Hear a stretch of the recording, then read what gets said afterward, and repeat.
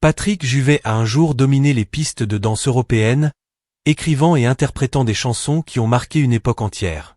Sa voix, son image et ses mélodies l'ont rendu célèbre bien au-delà de la Suisse. Pourtant, quand il s'est éteint discrètement à Barcelone, beaucoup ont été surpris non par la nouvelle, mais par le faible écho qu'elle a provoqué. Son histoire soulève une question troublante sur la célébrité, l'argent et ce qui reste vraiment quand les projecteurs s'éteignent. D'icône internationale à une porte qui ne s'est jamais ouverte. Sa dernière adresse était un modeste appartement loué à Barcelone, dans un quartier calme près du parc de la Ciutadella.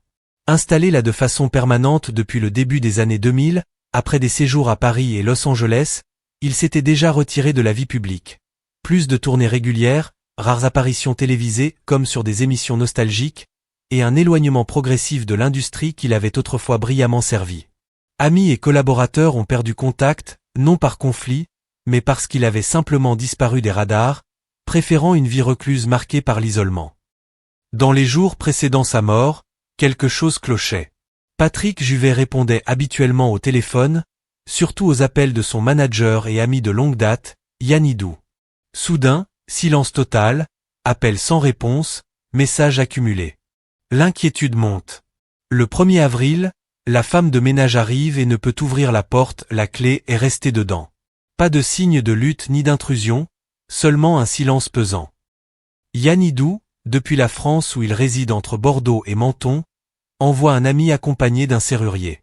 Patrick Juvet est retrouvé seul, allongé dans son lit. Aucun mot, aucune violence, aucun indice de panique ou de résistance. Les autorités espagnoles confirment rapidement, après autopsie, une insuffisance cardiaque aiguë, un arrêt cardiaque soudain, survenu 2 ou 3 jours plus tôt. Il souffrait de problèmes cardiaques connus et suivis médicalement, aggravés par des années d'addiction. Personne n'était là à la fin, soulignant sa solitude croissante.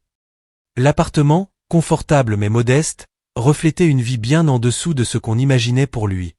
Pas de luxe ostentatoire, juste des effets personnels simples. Et ce qui suit est tout aussi frappant. Pas de tempête médiatique immédiate, pas d'édition spéciale en continu, pas d'hommages urgents. La presse suisse, comme Le Matin, mentionne brièvement la nouvelle. Les médias français, tels que Le Parisien ou RTL, réagissent avec un jour de retard, en articles courts et souvent imprécis. Pas de cérémonie nationale, pas d'émission spéciale sur TF1 ou France 2, pas d'adieu collectif. Beaucoup réalisent, stupéfaits, qu'ils le croyaient déjà mort depuis longtemps, confondant peut-être son retrait avec une disparition prématurée. Cette fin silencieuse contraste violemment avec l'homme qu'il fut. Des millions de disques vendus, des chansons encore diffusées des décennies plus tard, un rôle clé dans le son disco d'une génération. Pourtant, il meurt seul dans un appartement loué, sans famille proche à ses côtés bien qu'il ait un frère décédé avant lui et une sœur, sans caméra, sans la reconnaissance réservée aux artistes de son calibre, comme Claude François ou Dalida. Comment l'argent est arrivé, et pourquoi il n'est jamais resté? Pour comprendre, remontons à ses débuts. Après son expérience de mannequin, Patrick s'installe à Paris en 1971, signe chez Barclay et sort son premier single Romantique pas mort. Le succès arrive vite avec la Musica en 1972, vendue à plus de 300 000 exemplaires. Au sommet, l'argent coulait à flot. Patrick Juvet n'était pas seulement interprète. Il était auteur-compositeur prolifique, écrivant pour lui-même et pour des stars comme Claude François, pour qui il compose Le Lundi au soleil en 1972, un tube immense. Ses droits d'auteur l'ont accompagné longtemps après la scène. Des dizaines de millions de singles et albums vendus en Europe et ailleurs. Des titres comme Je vais me marier, Marie, représentant la Suisse à l'Eurovision 1973, 12e place, Rappelle-toi Minette, Où sont les femmes? Collaboration avec Jean-Michel Jarre, I Love America, coécrit avec Jacques Morali et Henri Bellolo des Village People, hit en 1978, de plus en plus seul ou Lady Night intégré à compilation, films, comme la bande-son de Laura, Les ombres de l'été de David Hamilton en 1979, télévision, générant des revenus réguliers. Il reconnaissait lui-même, dans des interviews comme sur Vie privée, Vie publique en 2010, qu'il aurait pu vivre confortablement sans travailler, grâce à ses droits et à sa retraite. Mais il n'a jamais su préserver l'argent. Il dépensait librement, impulsivement, voyageait constamment entre Paris, Los Angeles, où il s'installe en 1978 pour embrasser le disco américain, et Barcelone, préférait les locations aux propriétés. Des conseillers l'ont incité à investir tôt dans l'immobilier. Il a refusé, privilégiant le plaisir à l'accumulation. Il n'avait ni épouse ni enfant, affirmant sa bisexualité ouvertement, avec des relations notables comme avec l'humoriste Pierre Palmade dans les années 1990 ou une affection profonde pour sa collaboratrice Florence Aboulker, qu'il qualifiait d'amour de sa vie jusqu'à sa mort en 2002. Plus tard, il regrettera ce choix. Avec ses gains, il aurait pu posséder plusieurs grandes propriétés sans emprunt, comme il l'admet dans des entretiens tardifs. Quand il investit enfin, c'est tardivement. Un appartement à Barcelone qu'il rénove avec fierté, doté d'une terrasse et de tranquillité. Un projet de maison au Brésil près de Rio, imaginé comme refuge pour des enfants défavorisés, évoqué publiquement mais jamais concrétisé. Rien ne se matérialise. Pas de chantier, pas de terrain sécurisé, pas de documents légaux, laissant des enquêtes post-mortem pour vérifier une éventuelle propriété. Puis viennent les pressions, addictions multiples. Dans les années 1980, après le déclin de sa popularité avec des albums comme Still Alive, 1980, ou Rêve Immoraux, 1982, qui ne décollent pas, il sombre dans la dépression, l'alcoolisme, 10 ans de lutte, comme il le confie en 2016, et les drogues. Plus tard, une forte addiction aux jeux d'argent en ligne, des heures devant l'ordinateur qui vident les économies. Placements risqués, contrats non résolus, absence de gestion structurée. L'effondrement est discret, sans scandale public, contrastant avec son image glamour.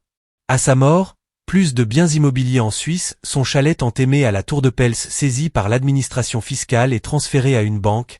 À Barcelone, simple locataire. Actifs modestes, dettes importantes, estimées entre 200 000 et 400 000 euros.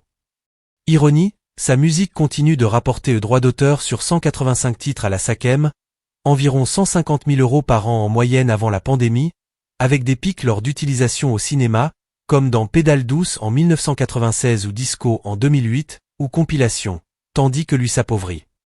L'héritage empoisonné et que personne ne voulait. Aucune bataille judiciaire immédiate, aucun héritier pressé. La famille reste silencieuse. Pourquoi ? Les dettes dépassent largement les actifs, rendant l'héritage toxique. Patrick Juvet avait bien rédigé un testament, désignant une amie d'enfance, aujourd'hui septuagénaire, et Yann Hidou comme bénéficiaire. L'ami renonce une fois l'ampleur des dettes connues. Sa sœur Nancy Cholet, proche de son vivant, elle l'a soutenu après la mort de leur frère Daniel, un choc dont il ne s'est jamais remis, mais absente du testament, organise la crémation en Espagne et le rapatriement des cendres en Suisse sans révéler le lieu, respectant ses volontés de discrétion. Yann Hidou, ami et manager depuis 2 décennies, devient l'unique héritier en octobre 2023, sous droit successoral suisse, canton de Neuchâtel, lié à la famille paternelle.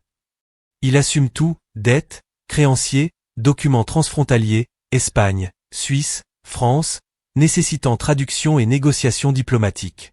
D'un côté, obligations non résolues, de l'autre, un catalogue rentable 185 titres, revenu boosté par le revival disco des années 2000, streaming et tourné comme âge tendre où il touchait 8 000 à 10 000 euros par date. La succession, compliquée par la nationalité suisse et le décès en Espagne, est finalement réglée après des mois d'imbroglio. Les chansons qui ont survécu à l'homme. Sa musique circule toujours, radio, streaming, compilation disco, remixée par Digi, découverte par les jeunes générations via des plateformes comme Spotify. Revenus inattendus lors de réutilisation en film, émissions ou tournées revivales. Pourtant, carrière posthume figée, pas d'hommage coordonné, pas de réédition majeure, comme un coffret intégral annoncé par un label indépendant puis suspendu, projet bloqué par litige sur droits fragmentés, contrats anciens avec Barclay, Universal, cession partielle à collaborateurs comme Jarre ou Morali. Des maquettes inachevées retrouvées dans ses archives restent inexploitées en l'absence d'accord clair. Yann Hidou consulte Fabien Lecoeuvre, spécialiste des carrières posthumes, ayant travaillé avec Juvet sur le Lundi au Soleil, pour gérer ce catalogue complexe, préserver plutôt que réinventer. Des réunions avec Universal Music et les éditions Rideau Rouge sont prévues. Fan improvise, hommage en ligne, rassemblement symbolique près d'un pin planté par Juvet à Chapliness World à Vevey en Suisse, vidéos amateurs, comme sur I Love America, qui deviennent virales. Ni tombe ni hommage public. Incinération discrète en Espagne, cendres rapatriées en Suisse, lieu inconnu pour éviter les pèlerinages indésirés. Pas de cérémonie en France ou Suisse, Pas d'interruption de programme TV, articles sobres et brefs dans le Figaro ou Gala. Contraste avec d'autres artistes de l'époque, comme Johnny Hallyday, honorés posthumément par des documentaires et rétrospectives. Quelques pairs réagissent sur les réseaux. Jean-Michel Jarre évoque un ami marqué par le glamour et la tourmente, un mélodiste généreux lors des tournées. D'autres comme Hélène Ségara, pour qui il a écrit Je rêve en 2002, rappellent sa douceur. Mais ces messages, sincères, restent isolés, vite oubliés dans le flux en ligne. L'absence devient le dernier chapitre, progressive, polie, acceptée. L'industrie passe à autre chose, indifférence silencieuse, comme si son histoire n'était plus marquetable. Ce qui restait lorsque tout le reste avait disparu. Modestie frappante, valeur nette faible après dette, appartement loué, effet personnel sans grande valeur, enquête en cours pour des tableaux potentiels, mais improbables. La vraie richesse, la musique, qui continue de générer revenus, éponge dettes, justifie l'acceptation difficile de Yann Hidou. Mais l'homme n'en a pas profité. Isolement, addiction, alcool, drogue, jeu, retrait au lieu de sécurité, aggravé par la perte de son frère et la solitude post-succès. Un déséquilibre, richesse générée mais non préservée, héritage rentable mais mémoire effacée, malgré des participations à des galas gays dès 1995 ou des expériences techno en 1993. Les chansons circulent détachées de son destin, dans une nostalgie qui ne pose pas de questions sur les tabous autour de la bisexualité qu'il dénonçait encore en 2012. Troublant non par la tragédie, mais par l'absence de réaction institutionnelle. Quand vous entendez aujourd'hui Patrick Juvet, Où sont les femmes, ou I Love America, pensez-vous à l'homme derrière la mélodie, ce Suisse sensible qui a conquis l'Europe avant de s'effacer. Si cette histoire vous touche, laissez un commentaire et abonnez-vous pour d'autres récits méconnus de la musique et de la célébrité.